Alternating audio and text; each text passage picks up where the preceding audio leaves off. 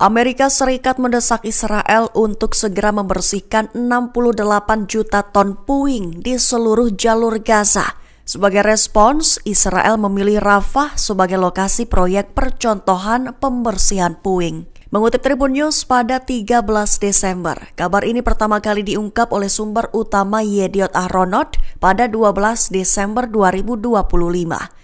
Dalam laporannya, Amerika Serikat mendesak Israel bertanggung jawab membersihkan puing-puing akibat operasi militernya di Gaza yang mencapai sekira 68 juta ton. Penumpukan itu dinilai menghambat bantuan kemanusiaan dan rekonstruksi infrastruktur dasar, sehingga tanpa pembersihan, pemulihan Gaza dinilai mustahil dimulai. Lantas Amerika Serikat berharap langkah ini membuka jalan pemulihan dan mencegah beban sepenuhnya jatuh pada komunitas internasional. Menanggapi permintaan Trump, Israel menyetujui tahap awal proyek percontohan pembersihan puing di Rafah. Wilayah perbatasan Mesir ini dipilih karena dinilai paling stabil secara militer dan relatif aman untuk pengerahan alat berat, meski menjadi satu di antara kawasan dengan konsentrasi pengungsi terbesar di Gaza.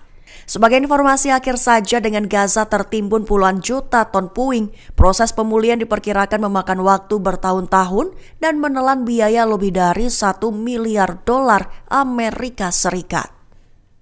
Thousands throughout the Middle East and around the world have died as a direct result of their hate in particular. Pemerintahan Donald Trump menegaskan bahwa pasukan stabilisasi internasional atau ISF tak akan perangi Hamas, sekaligus menyatakan bahwa pengerahan akan dimulai awal tahun 2026. Mengutip kabar ini pada 13 Desember, hal itu diungkap oleh pejabat Amerika Serikat dengan tanpa disebutkan namanya pada 12 Desember kemarin. Dia menyebut pasukan multinasional itu berpotensi dikerahkan di jalur Gaza paling cepat pada Januari mendatang. Mereka juga menegaskan bahwa pasukan tersebut tidak akan terlibat dalam pertempuran melawan Hamas, serta mengungkapkan bahwa sejumlah negara telah menyatakan kesiapan untuk ikut berkontribusi dengan alasan itu. Saat ini otoritas Amerika Serikat masih membahas skala, susunan, pelatihan, serta aturan pelibatan pasukan tersebut. Mereka juga menyebut opsi penunjukan seorang jenderal Amerika Serikat berpangkat mayor jenderal sebagai komandan tengah dipertimbangkan meski belum ada keputusan final. Lantas dengan berbagai skenario yang masih digodok, masa depan Gaza tetap berada di persimpangan jalan baik antara janji stabilisasi dan bayang-bayang konflik yang belum sepenuhnya padam.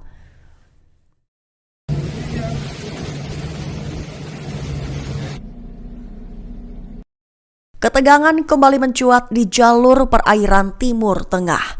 Iran dilaporkan menyita sebuah kapal tanker asing yang diduga mengangkut sekira 6 juta liter solar selundupan di Teluk Oman. Mengutip Al Arabiya pada 13 Desember, kabar itu dilaporkan oleh media pemerintah Iran pada Jumat 12 Desember 2025. Dilaporkan bahwa Iran yang menikmati harga bahan bakar sangat murah akibat subsidi besar dan melemahnya mata uang nasional selama ini gencar memberantas praktek penyelundupan BBM yang meluas, baik melalui jalur darat ke negara-negara tetangga maupun lewat jalur laut menuju negara-negara Teluk Arab. Otoritas Iran menyebut penyitaan dilakukan setelah aparat keamanan laut mencurigai aktivitas kapal tersebut, di mana yang dinilai melanggar hukum maritim dan aturan perdagangan bahan bakar. Kapal kemudian diarahkan ke pelabuhan Iran untuk proses pemeriksaan lebih lanjut. Iran menegaskan akan meningkatkan patroli dan penegakan hukum di kawasan laut guna mencegah aktivitas serupa terulang. Hingga kini identitas kapal, asal negara serta status awaknya masih dalam penyelidikan. Namun langkah tegas ini menegaskan sikap Iran dalam menjaga kedaulatan maritim, sekaligus memberi sinyal keras terhadap praktek ilegal di jalur perairan strategis kawasan.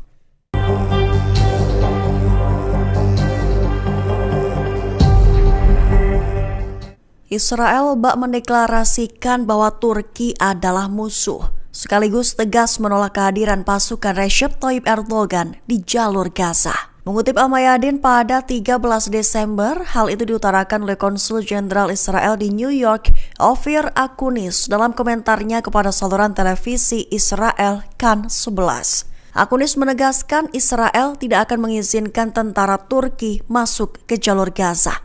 Ia menyebut Turki sebagai musuh Israel.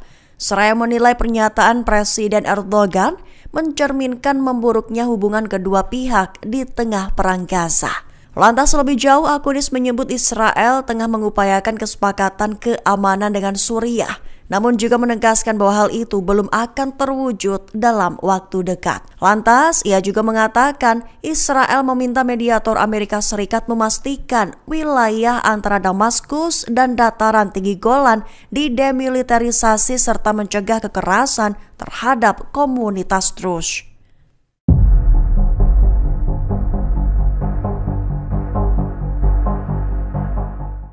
Amerika Serikat dan Israel disebut telah salah perhitungan, merujuk pada Iran yang terlampau cepat untuk memulihkan gudang besar rudal tempur mereka.